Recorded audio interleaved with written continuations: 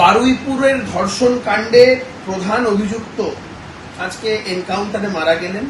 দেখুন, আমি একজন আইনজীবী হিসেবে কখনো এনকাউন্টারকে তো সেভাবে সমর্থন করতে পারি না, ফান্ডামেন্টাল রাইট এই সমস্ত কথাগুলো মাথায় রেখে, কিন্তু ব্যক্তি হিসাবে কথা বলতে পারি যে পশ্চিমবঙ্গে আজকে একটা নতুন দৃষ্টান্ত স্থাপন হলো যে এই প্রশাসন দুর্বল প্রশাসন নয়, এই প্রশাসন কোনো রকম কাউকে রেয়াত করার মতন প্রশাসন নয়। প্রধান অভিযুক্ত বন্দুক ছিনতাই করে পালাতে যাবেন আর প্রশাসনের লোকেরা রসগোল্লা ছুড়বে, তো এই পদ্ধতিতে প্রশাসন চলবে না। যেভাবে যারা করবে তার জবাব প্রতিটা মুহূর্তে ইঞ্চিতে ইঞ্চিতে দিয়ে দেওয়া হবে। আমি মনে করি এটা একটা স্ট্রং ডেটারেন্ট হয়ে থাকলো। আমরা আমাদের এই সমাজে আরো এই ধরনের বেশ কিছু ডেটারেন্ট চাই। এই ডেটারেন্ট গুলো আগামী দিন আমাদের একটা সুন্দর এবং সুষ্ঠু সমাজ গড়ে তুলতে সাহায্য করবে। ইউপি 2.0 আমরা এতদিন শুনতাম ইউপি হচ্ছে এনকাউন্টার রাজ, ঠোক দো সরকার। আজকে বাংলায় এই প্রথম এনকাউন্টার আমরা দেখলাম এবং বিজেপি, আমার আশ্চর্য লাগছে, তারা বলছে এটা দৈব বিচার। আমি যতদূর জানি ভারতবর্ষের মানুষ, বাংলার মানুষ, আমরা এখনো একটা দেশে বাস করি যেটা সাংবিধানিক আচারে চলে, যেটার সংবিধান হচ্ছে সুপ্রিম রুল বুক। আমরা তো ভগবদ্গীতা, বাইবেল, কুরআনের বিচারে চলি না, আমরা তো কনস্টিটিউশনে চলি এবং আমরা বিএনএসএস, আইপিসি, সিআরপিসি যেটা ছিল সেই বিচার ব্যবস্থা, সেই ন্যায় ব্যবস্থায় চলি।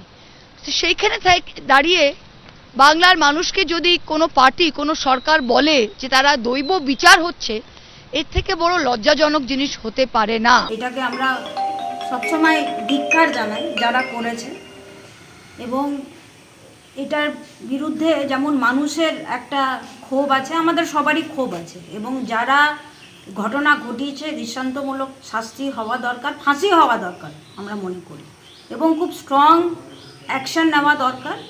কিন্তু তার সাথে সাথে আমি এটাও বলবো যে এই যে পুলিশ এনকাউন্টার যে করা হচ্ছে, কিন্তু লকে কিন্তু করে মানে সাপোর্ট করে বা লয়ের গাইডেন্সে কিন্তু হচ্ছে না।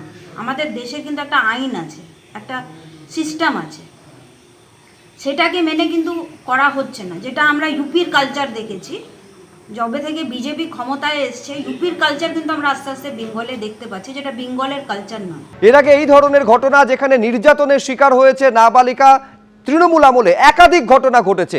সেই ঘটনায় যারা নির্যাতিতা, যাদের মৃত্যু হয়েছে, তাদের পরিবারের সদস্যরা এই এনকাউন্টারের ঘটনা সামনে আসার পর কে কি বলছেন শুনুন। দেখুন, বারুইপুরে যে ঘটনা ঘটেছে এই ঘটনা মেনে নেওয়া যায় না, কিন্তু এর জন্য দায়ী যদি কেউ থাকে সেটা হলো মমতা বন্দ্যোপাধ্যায়। উনি 15 বছর যখন ক্ষমতায় ছিল, দিকে অনেক পাকশিট থেকে শুরু করে কামদুন থেকে গাইঘাটা থেকে অনেক জায়গায় গণধর্ষণ খুন হয়েছিল, সমস্ত কেস উনি তদন্ত করছিল, ওনার সিআইডি, ওনার পুলিশ তদন্ত করছিল, কিন্তু একটাও ন্যায় বিচার এই মমতা বন্দ্যোপাধ্যায় দিতে পারেনি। আজকের মমতা বন্দ্যোপাধ্যায় মোমবাতি মিছিলে রাস্তায় নামছে, কিন্তু ওনার হাতে যখন পুলিশ থেকে শুরু করে আইন থেকে শুরু করে ওনার হাতে যখন ক্ষমতায় ছিল, উনি একটা ন্যায় বিচার কেন দিতে পারেনি? এনকাউন্টার করে যে মারা হয়েছে এটাই হলো ঠিকঠাক ওষুধ। জ্বর হলে যেমন প্যারাসিটামল আর অ্যান্টিবায়োটিক খেতে হয়, আর রেপ মার্ডার করলে তার ওষুধ একটাই, এনকাউন্টার। আমরা ন্যায় বিচার পাইনি, কারণ আমরা কেন ন্যায় বিচার পাইনি, কেন মমতা বন্দ্যোপাধ্যায় ন্যায় বিচার দিতে পারেনি? ভোট ব্যাংকিং বাঁচানোর জন্যে তাদেরকে ছেড়ে দেওয়া হয়েছে। আমাদের ঘটনাটা ঘটিয়েছিল কে? তৃণমূল প্রধানের ভাইপো। যেমন সন্দেশখালীতে শেখ শাহজাহান রাজত্ব চালাতো, কামদুনি শাসন এলাকায় আনসার আলী তার সহকর্মীরা রাজত্ব চালাতো। আমার দিদি সেদিনকে বাড়ি ফিরছিল, আমার দিদির গণধর্ষণ ও খুন করে। এটা মমতা বন্দ্যোপাধ্যায়ের নির্দেশে পোস্টমর্টম রিপোর্ট পুরো ভুলভাল করেছে। আমি কাঁদতে কাঁদতে আসি, আমার মেয়ের কোনো ন্যায় হয় নাই। লোয়ার কোর্টে ফাঁসির ব্যবস্থা হইলেও হাইকোর্ট, সুপ্রিম কোর্টের আমার ওই ফাঁসির ব্যবস্থা হইল না।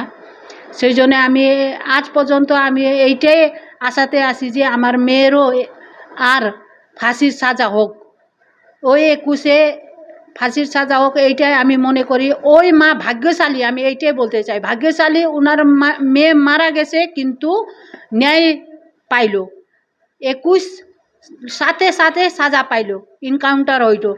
আমার কেসেও মাটিগাড়ার থানার পুলিশ এরকম করতো, আমাকে তখন শান্তি হইতো আমার মনে। হ্যাঁ, আমার মেয়েকে এরকম ধর্ষণ করছে, ওর পরে ও আজকাল নাই, ওরও জীবন হারাইতে হয়েছে, আমি এরকম ভাবতাম।